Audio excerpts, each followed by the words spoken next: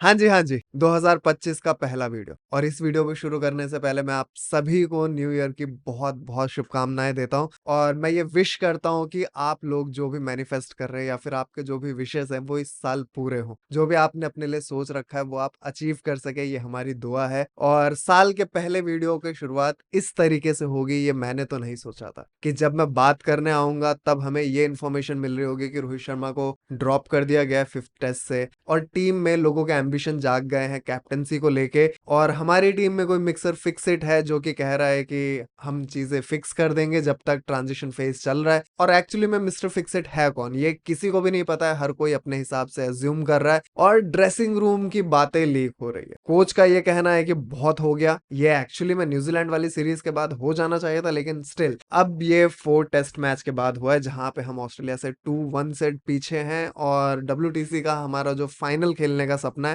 वो अब श्रीलंका के हाथ में। तो अब जाके हमारे कोच साहब को लग रहा है कि बहुत हो गया है और सीधे कैप्टन को ही ड्रॉप कर दिया। अब उसके बाद ये बात भी निकल के आ रही है कि कोच साहब को चेतेश्वर पुजारा चाहिए थे, लेकिन बोर्ड ने मना कर दिया। अब इसमें कितना सच है कितना झूठ है ये सब तो नहीं पता, बट एक्चुअली में तो बात ये होनी चाहिए थी कि टीम में कौन खेल रहा है और रोहित शर्मा का गेम प्लान क्या होगा 5th टेस्ट मैच के लिए। अब बीच सीरीज में अश्विन का रिटायरमेंट, रोहित शर्मा का ड्रॉप होना, ये बहुत सारे सवाल उठाता है और इन्हीं सब चीजों के बारे में बात करेंगे। बट उससे पहले मैं आप सभी को थैंक यू बोलना चाहता हूँ और थोड़ा सा मेरे साथ बेयर करना। मैं आपके साथ अपनी स्टोरी शेयर करूंगा। जब यूट्यूब पे हमने फर्स्ट वीडियो डाला था वो था 19 अगस्त 2023 और क्योंकि मुझे वो जजमेंट नहीं चाहिए था कि मैं इस चैनल में किस तरीके से ग्रो करने की कोशिश कर रहा हूँ और जब मैं ये कर रहा था तब उस टाइम पे मैं सीखता हुआ आ रहा था। आप लोग अगर मेरे पहले वीडियो देखोगे और अब के वीडियो देखोगे उसमें काफी चेंजेस है और काफी चीजों को लेके चेंज किया है हमने, बेटरमेंट की तरफ हम और चले हैं। तो उन चीजों को अचीव करने की कोशिश की है क्वालिटी और कंटेंट में भी एक्चुअली,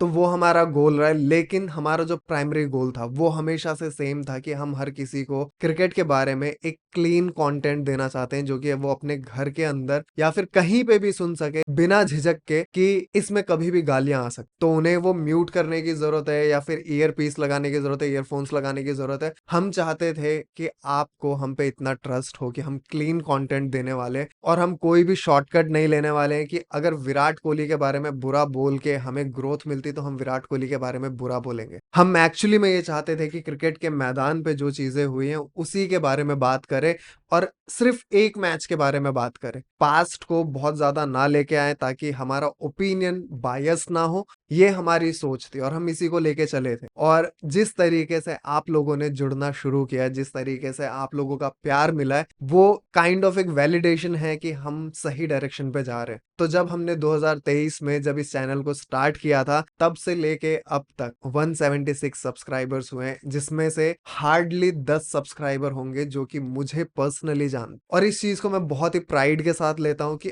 आप लोग मुझे ना जानते हुए, शायद बहुत लोग मेरा नाम भी ना जानते हो, लेकिन स्टिल मेरे काम को देखते हुए आप लोगों ने सब्सक्राइब किया, ये मेरे लिए बहुत बड़ा अचीवमेंट है। तो आप सभी को थैंक यू फॉर दैट और मैं उम्मीद करता हूं कि आप लोग आगे भी इस तरीके का सपोर्ट दिखाएं और मैं कोशिश करूंगा कि जिस प्रिंसिपल के साथ मैंने इस यूट्यूब चैनल को स्टार्ट किया था जो कि मुझे देखने को नहीं मिल रहा था, तो rather than being cribbing about it, मैंने सोचा कि मैं इस चीज को कैसे सॉल्व कर सकता। तो ये मेरा एम्बिशन था, मैं इस तरीके से ऑपरेट कर रहा हूँ, तो ये आपके साथ शेयर करना था। बाकी आप लोगों का प्यार मेरे लिए बहुत ओवरवेलमिंग है, इसी तरीके से प्यार दिखाएं। और वीडियो शुरू करने से पहले मैं एक बार फिर से सेम प्रथा को कंटिन्यू रखते हुए मैं आप सभी को याद दिलाना चाहूंगा कि वीडियो आपको अच्छा लगे तो आपको लाइक करना, कमेंट करना और चैनल को सब्सक्राइब जरूर करना और बेल नोटिफिकेशन को जरूर दबाएं ताकि आप तक वीडियो पहुंचे।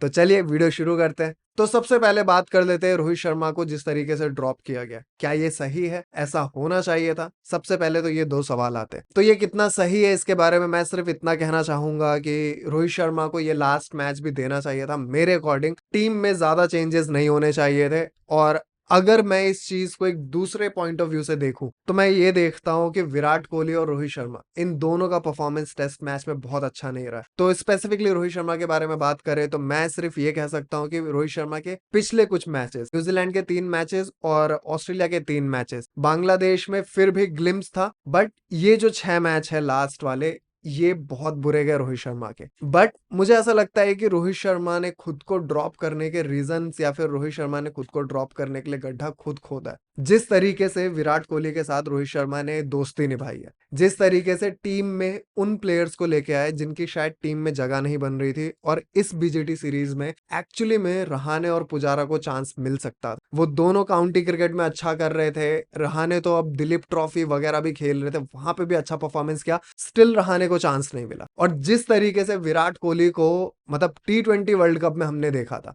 T20 वर्ल्ड कप में विराट कोहली के पूरे सीरीज में जगह नहीं बन रही थी। फाइनल में आके विराट कोहली ने फाइनली रन्स बनाए, और वो साउथ अफ्रीका था जो कि 30 बॉल पे 30 रन नहीं बना पाया। अदरवाइज अगर साउथ अफ्रीका उस दिन जीत जाता तो हम सबसे पहले विराट कोहली को ब्लेम कर रहे होते, क्योंकि जिस स्ट्राइक रेट के साथ विराट कोहली ने खेला था, सबसे पहले हम उसी चीज को क्रिटिसाइज कर रहे होते, और उसके बाद रोहित शर्मा को क्रिटिसाइज कर रहे होते। बीइंग अ कैप्टन पूरे सीरीज एक प्लेयर जो नहीं चला, जिसकी टीम में जगह नहीं बन रही, उसको फाइनल तक हम लेके गए। तो सबसे पहली चीज तो वहां पे विराट कोहली को वहां पे तब नहीं ड्रॉप किया गया। ऋषभ पंत, जो कि हम जानते हैं कि T20 करियर ऋषभ पंत का किस तरीके से रहा है, फिर भी ऋषभ पंत की टीम में जगह बनती है। ऋषभ पंत पूरा सीरीज खेलते हैं, और उसके बाद एक दो मैचेस को छोड़ के ऋषभ पंत का बहुत मेजर कंट्रीब्यूशन नहीं था। उसके बाद आता है श्रीलंका सीरीज, जहां पे ओडीआई में रोहित शर्मा एक लौता बैट्समैन था जो कि टॉप ऑर्डर से परफॉर्म कर रहा था। उसके बाद हमारी पूरी की पूरी टीम क्रम्बल कर जा रही थी। हमारा मिडिल ऑर्डर कुछ नहीं कर पा रहा था। मिडिल ऑर्डर में आके सिर्फ अक्षर पटेल ढंग का खेल रहा था, और अक्षर पटेल का ढंग का परफॉर्म करने के बावजूद अक्षर पटेल की ना तो न्यूजीलैंड वाली टीम में जगह बनती है, न्यूजीलैंड के अगेंस्ट जो हमारी इंडिया टीम खेल रही थी उसमें जगह बनती है, और ऑस्ट्रेलिया में भी जगह नहीं बनती। वॉशिंगटन सुंदर को बीच सीरीज में लाया जा रहा है, और ऑस्ट्रेलिया में भी वॉशिंगटन सुंदर को पहले मैच में ही खिला लिया जाता है। तो ये सारी चीजें जो हो रही थी, तो इसमें कहीं ना कहीं रोहित शर्मा की गलती थी, क्योंकि रोहित शर्मा आते ही एक बार फिर से अश्विन को खिला लेते, क्योंकि अश्विन की जगह नहीं बन रही थी। एक्चुअली में प्लेइंग 11 में अश्विन की जगह नहीं बन रही, और अश्विन का बीच सीरीज में मैच छोड़ के जाना, या फिर मतलब साइड को छोड़ के जाना, रिटायरमेंट अनाउंस करना, उनके फादर का भी स्टेटमेंट आया था कि अश्विन को वो रिस्पेक्ट नहीं मिल रही। अब एक इतने बड़े प्लेयर को अगर प्लेइंग 11 में जगह ना मिले तो ऑब्वियसली उसके लिए वो डिसरिस्पेक्टिंग हो जाता है। But cricketing point of view से देखूं, अपने आप को फैन से मैं अगर अलग करता हूं और मैं टीम इंडिया के बारे में सोचता हूं, तो डेफिनेटली अश्विन अन्ना की जगह नहीं बन रही थी, ये फैक्ट है। और उसके बाद फिर हम स्क्वाड की अगर बात करते हैं, ऑस्ट्रेलिया आने के बाद भी, जहां पे हमको पता है कि ऑस्ट्रेलिया का ये होम ग्राउंड है और हमारी टीम का फॉर्म किस तरीके से चल रहा है, उसके बावजूद being a captain Rohit Sharma शायद ये जरूरी नहीं समझते। बट एक न्यूज ये भी आती है कि गौतम गंभीर ने ये कहा था कि उन्हें टेस्ट टीम में पुजारा चाहिए, लेकिन अजीत अगरकर साहब ने मना कर दिया कि पुजारा टीम का पार्ट नहीं बन सकता। अब बीइंग अ कैप्टन, जब आपको पता है आपकी टीम का फॉर्म क्या है, और कोच भी आपको अगर सपोर्ट करे और सही गाइडेंस दे रहे, चेतेश्वर पुजारा की एक्चुअली में इस टीम में जगह बनती थी। हमारी टीम में एक बैटर ऐसा नहीं है जो कि अगर पूरे सेशन खेलने की बात करे या फिर 2 सेशन खेलने की बात करे,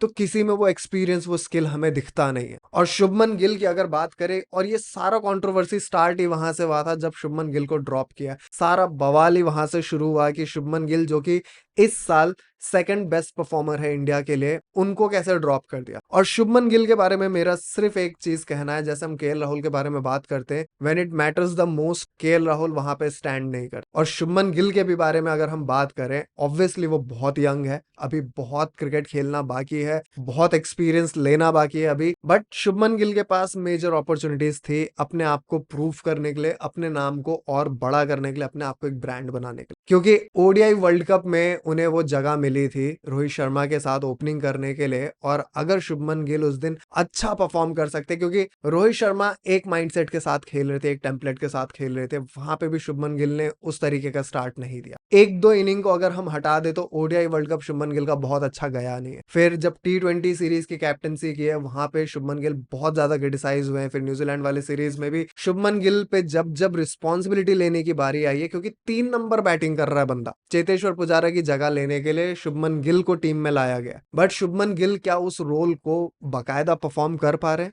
नहीं, मेरे हिसाब से तो नहीं। आप लोगों का अगर डिफरेंट ओपिनियन हो तो कमेंट सेक्शन में जरूर बताना, मैं जरूर सुनना चाहूंगा कि आप लोग इस चीज के बारे में क्या सोचते हैं। बट अब जब शुभमन गिल को ड्रॉप किया जाता है, रवि शास्त्री जी का कमेंट आता है कि विराट कोहली में 3-4 साल का क्रिकेट बाकी है, बट रोहित शर्मा के लिए ये शायद डू और डाई सिचुएशन है। बट अब मेरा सवाल ये है कि Rohit Sharma being the highest scorer in WTC cycle, Rohit Sharma के सिर्फ 8 मैचेस खराब हुए। अगर हम बांग्लादेश का भी ले लें और न्यूजीलैंड और ऑस्ट्रेलिया तीनों ले लें तो 8 मैचेस हैं जो कि रोहित शर्मा के खराब हुए। बट विराट कोहली पिछले 5-6 साल से 24 के एवरेज से खेल रहे। विराट कोहली कभी ड्रॉप नहीं हो रहे। विराट कोहली के फेलियर को रहाणे को ड्रॉप करके ढका जा रहा है, पुजारा को ड्रॉप करके ढका जा रहा है। और हम अगर बॉलिंग डिपार्टमेंट की भी बात करें तो बॉलिंग डिपार्टमेंट में टी नटराजन, जो कि मतलब यहाँ पे मैं सिर्फ गौतम गंभीर की बात नहीं कर रहा, मैं यहाँ पे पुराने कोचेस और रोहित शर्मा पुराने कैप्टन की भी बात कर रहा हूँ। टी नटराजन जो कि पिछले BGT में जिस तरीके से परफॉर्म किया था, जब हमारे पास बुमराह नहीं थे,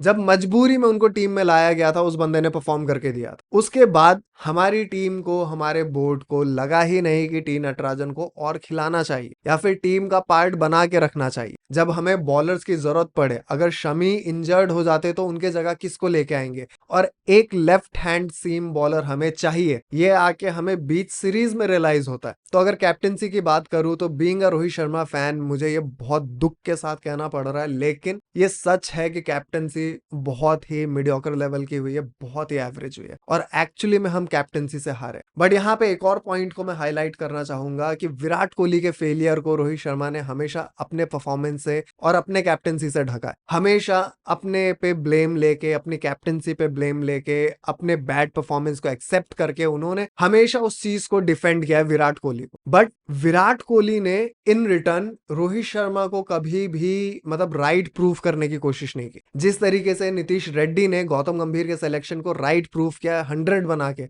विराट कोहली ने नहीं किया। जसप्रीत बुमराह के कैप्टनसी में विराट कोहली ने 100 बना दिया, लेकिन उसके बाद 3 टेस्ट मैच निकल गए और विराट कोहली का वो फाइटिंग स्पिरिट या वो एक्सपीरियंस अभी तक देखने को नहीं मिला है। मैं ये बिल्कुल भी नहीं कह रहा कि ये चीजें विराट कोहली जानबूझ के कर रहे, जो कि ट्विटर पे चल रहा है, मैं ऐसा बिल्कुल नहीं कह रहा। विराट कोहली ऐसा कभी भी नहीं करेगा। मतलब मैं उनके इंटेंट को क्वेश्चन कर सकता हूँ, उनके डिसीजन मेकिंग को क्वेश्चन कर सकता हूँ, लेकिन वो जानबूझ के ऐसा कर रहा है ये मैं कभी भी नहीं बोल सकता। सवाल ही नहीं उठता कि मैं कभी भी ये बोलूं कि विराट कोहली जानबूझ के रोहित शर्मा की कैप्टनसी में रन नहीं बना रहे। और ये ड्रेसिंग रूम की बातें लीक होना, ये टीम में इतना बड़ा क्रैक दिखाता है और ये एक्चुअली में टीम का मोरल डाउन करता, और ये टीम का माहौल कितना गंदा चल रहा है इस टाइम पे ये शो कर। और एक्चुअली में ये चीजें दिखने लग गई थी, लेकिन अब बाहर आ गई हैं, अब तो कुछ भी छुपा नहीं है। ये बहुत गलत है, ये बहुत शेमफुल है जिस किसी ने भी किया। और ये मिस्टर एक्स, हर कोई अपने हिसाब से मिस्टर एक्स को नाम दे रहा है। कोई कह रहा है विराट कोहली है, कोई कह रहा है जसप्रीत बुमराह है, कोई कह रहा है KL राहुल है। मतलब KL राहुल तक को नहीं छोड़ा जो कि इस टीम में बस खेल रहा है। KL राहुल सुबह सो के उठता है, उसको बोलते नंबर 6 पे बैटिंग कर ले, वो जाके 6 पे बैटिंग कर लेता। अगले दिन सो के उठता है, उसको बोलते जा जाके ओपनिंग कर ले, वो ओपनिंग कर लेता है। 3 दिन के बाद कोई आता है और कहता है कि अब तो ओपनिंग नहीं करेगा, अब तो नंबर 3 पे खेलेगा, वो जाके नंबर 3 पे बैटिंग कर लेता है। उससे ज्यादा टीम प्लेयर बन के कोई भी नहीं खेल रहा है। जब हम हारते हैं तो KL राहुल को ब्लेम कर देते हैं। अब जब टीम में रिफ्ट की बात आ रही है, ड्रेसिंग रूम की बातें लीक होने की बात आ रही है, अब फिर एक बार KL राहुल को ब्लेम कर रहे हैं। वो बेचारा करे तो करे क्या, वो परफॉर्म करने के बाद भी वो लोगों का फेवरेट नहीं बन पा रहा, वो लोगों का ट्रस्ट नहीं जीत पा रहा। और जब कभी भी कुछ गलत होता है तो ब्लेम किसको किया जाए, KL राहुल। और जसप्रीत बुमराह की अगर बात करें तो जसप्रीत बुमराह ने क्या रोहित शर्मा के साथ गलत किया है? अगर वो ये भी कहता है कि मैं कैप्टनसी करता हूं, मैं कैप्टनसी संभाल लेता हूं, तो क्या रोहित शर्मा के साथ बुमराह गलत कर रहा है? रोहित शर्मा की कैप्टनसी के अंदर बुमराह ने 30 के ऊपर विकेट लिए, 4 5 लिए पिछले 4 टेस्ट मैच में। और वर्कलोड की तो बात ही छोड़ दो, वो 53-54 ओवर करा रहा है एक टेस्ट मैच में, दोनों इनिंग मिला के। बंदा ये तक ऑन फील्ड बोल गया बस अभी, अब जोर नहीं लग रहा, फिर भी वो आके ओवर करा रहा है। इससे ज्यादा किसी के लिए वो क्या खेलेगा? इंडिया के लिए तो डेफिनेटली खेल ही रहा है, लेकिन अपने कैप्टन के लिए भी खेल रहा है। और एक सक्सेसफुल कैप्टन उतना ही सक्सेसफुल होता है जितना उसकी टीम सपोर्ट करे। पैट कमिंस अगर 41-49 बना रहा है और फ्रंट से लीड कर रहा है, तो ऐसा नहीं है कि सिर्फ पैट कमिंस की परफॉर्मेंस है। उधर से बॉलैंड भी बॉलिंग कर रहा है, नेथन लायन भी बॉलिंग कर रहा है, हेड भी कर रहा है, कॉन्स्टेंस आया, उसने जितना इरिटेट किया अपने आप को, जितना प्रेजेंट किया इस टेस्ट मैच में, उसने एक्चुअली में being a 19 year old boy उसने बहुत अच्छा खेला है। बैटिंग से तो जो उसने फर्स्ट इनिंग में किया ही, लेकिन उसने जिस तरीके से बुली किया है इंडिया टीम को, हम ऑलरेडी डाउन एंड डस्टेड थे, बट उसने हमारे जले पे नमक छिड़का। मतलब बीइंग अ फैन, अगर हमें गुस्सा आ रहा है कि ये सामने पड़ जाए, इसके थपेड़ मार दूं, तो उसने अपना काम बखूबी किया। तो अगर बुमराह को मिस्टर फिक्सिट का नाम देते और ये कहते हैं कि बुमराह ने रोहित शर्मा के साथ कॉन्स्पिरेसी की है, ये बहुत ही गलत है। विराट कोहली की बात करें तो विराट कोहली, मुझे नहीं लगता कि विराट कोहली ऐसा कुछ कर सकता है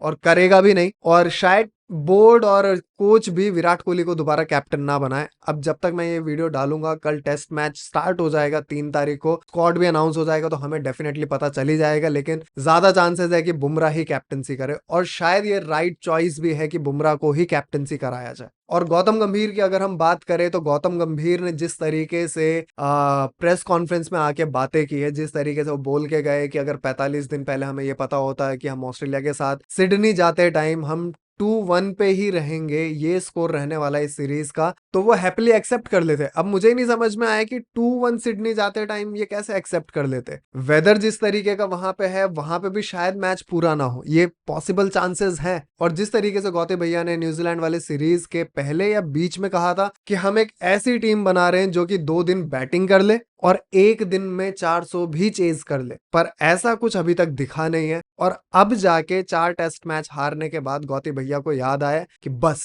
अब बहुत हो गया। अब गौती भैया जाग गए। अब गौती भैया कह रहे हैं कि अब अगर इस तरीके से खेलना, मैं टीम से किसी को भी ड्रॉप कर दूंगा। अब बातें तो ये भी निकल रही है कि ऋषभ पंत भी शायद कल ड्रॉप हो सकते हैं। अब ऋषभ पंत का ड्रॉप होना बनता है या नहीं बनता है, क्योंकि ऋषभ पंत ने पूरा करियर इस तरीके से निकाला, वो इसी तरीके से खेलता है, उसकी बैटिंग पे वो ट्रस्ट कभी भी नहीं रहा है, उसका स्टाइल ऑफ क्रिकेट वो हमेशा ही ऐसा रहा है। मुझे नहीं पता इस बारे में आप लोगों का क्या ओपिनियन है, लेकिन कभी भी किसी भी सिचुएशन में जब कभी भी इंडिया का मैच फंसा है, तो मुझे ये ट्रस्ट कभी भी नहीं हुआ है कि ऋषभ पंत आएगा और मैच निकाल देगा, मैच जिता के ले जाएगा, ऐसा मुझे नहीं लगा। इम्पैक्ट डाल के जाएगा ये डेफिनेटली लगा है, बट वो मैच निकाल ले जाएगा जिस तरीके से एमसीजी में विराट कोहली ने पाकिस्तान के अगेंस्ट किया था, इस तरीके का ट्रस्ट कभी भी नहीं आया, क्योंकि वो उसका स्टाइल ऑफ क्रिकेट है नहीं और वो सुनता भी नहीं है किसी, वो उसके नेचर से भी लगता है और वो उस तरीके से बात भी करता है, वो अपने आप को प्रेजेंट भी उस तरीके से करता है कि मैं तो इसी तरीके से खेलता हूँ। तो वो वाला एक एस्पेक्ट है कि ऋषभ पंत अपने नेचर को ही बैक करता है, जो कि सही भी है, शायद उसके लिए वही वर्क करता है, अब तक तो वही वर्क करता आया है।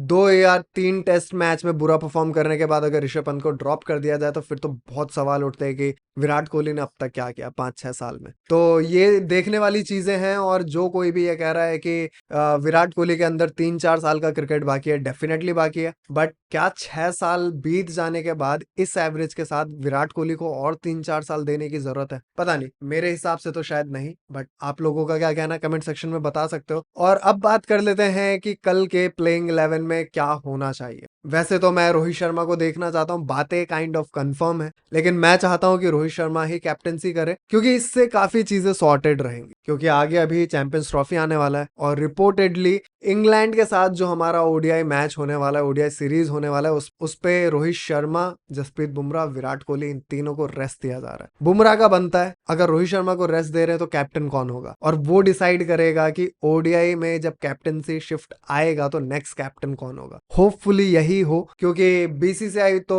बिल्कुल श्योरिटी देता नहीं है किसी भी वाइस कैप्टन को या किसी भी यंग प्लेयर को जो कि कैप्टन बनने का एम्बिशन रखता है और वो कैप्टनसी कर रहा है किसी सीरीज में, बीसीसीआई वो श्योरिटी देता नहीं है। और श्रेयस अय्यर को पता नहीं वापस लेके आएंगे इंग्लैंड वाले सीरीज में या नहीं लाएंगे, और ईशान किशन के साथ क्या करने वाले, ये तो गॉड नोस। तो ले दे के 2025 का start being a Indian cricket fan बहुत अच्छा नहीं रहा है, बट होपफुली ये जो चेंजेस हैं वो टीम को इफेक्ट ना करे, उससे फायदा इंडिया टीम का हो। और सही गलत की अगर बात है तो being a Rohit Sharma fan ये सही तो नहीं लग रहा है, बट अगर मैं इंडियन क्रिकेट फैन की तरह बात करूं तो शायद ये इंडिया टीम के लिए सही है, शायद ये इंडिया के लिए सही है। तो डिसाइड हमें करना है, क्योंकि बहुत टाइम से ये चीजें चले आ रही थी और हमारे प्लेयर्स ने खुद को सपोर्ट नहीं किया। जैसे हम संजू सैमसन के लिए बोलते थे कि संजू सैमसन के लिए जस्टिस तो हर कोई मांग रहा था, लेकिन संजू सैमसन अपने साथ जस्टिस नहीं कर रहे थे। और इस बार गौतम गंभीर के कोचिंग एरा में जिस तरीके से संजू सैमसन को बैक टू बैक मैचेस मिले और फिर बैक टू बैक सेंचुरीज मारी और जिस तरीके का परफॉर्मेंस रहा है, ये हम सब ने देखा है। तिलक वर्मा का भी कमबैक देखा है। तो लेट्स सी ईशान किशन के साथ टीम इंडिया का प्लान क्या है, बोर्ड का क्या प्लान है, श्रेयस अय्यर को लेके क्या प्लान है, और रोहित शर्मा का करियर अब यहाँ से कहाँ जाने वाला है, ये बहुत बड़ा सवाल है। तो लेट्स सी, टाइम बताएगा। और टेस्ट मैच में मुझे नहीं लगता कि अब रोहित शर्मा का कमबैक बहुत ज्यादा पॉसिबल है, क्योंकि टीम आगे बढ़ जाती है। टू बी ऑनेस्ट, टीम आगे बढ़ जाती है और डब्ल्यूटीसी के फाइनल में अगर हम नहीं पहुंचते तो उसके बाद सबसे पहला टेस्ट मैच होगा इंग्लैंड का, जिसमें इंग्लैंड में जाके खेलना होगा, तो रोहित शर्मा को शायद टीम में ना रखें। लेट्स सी, चीज़ें क्या होंगी ये तो कल पता चल ही जाएगा। तो आज के वीडियो के लिए इतना ही। जाने से पहले मैं आप सभी को 2 मैसेज छोड़ के जाना चाहूँगा कि हमारे आस-पास बहुत से ऐसे जानवर हैं जिनको हमारी ज़रूरत है। तो अगर वो आपके पास या आपके घर के आस-पास आते तो प्लीज़ उन्हें भगाएँ नहीं, और हो सके तो उन्हें थोड़ा-सा खाना, थोड़ा पानी, थोड़ा प्यार ज़रूर दें। इससे उनकी बहुत हेल्प होती है। और अपने घर के आस-पास और अंदर पेड़ ज़रूर लगाएँ। तो आज के वीडियो के लिए इतना ही। वीडियो अच्छा लगा हो तो वीडियो को लाइक करें, कमेंट करें और चैनल को सब्सक्राइब ज़रूर करें। अब हम मिलेंगे नेक्स्ट वीडियो में, तब तक के लिए bye, take care, peace out.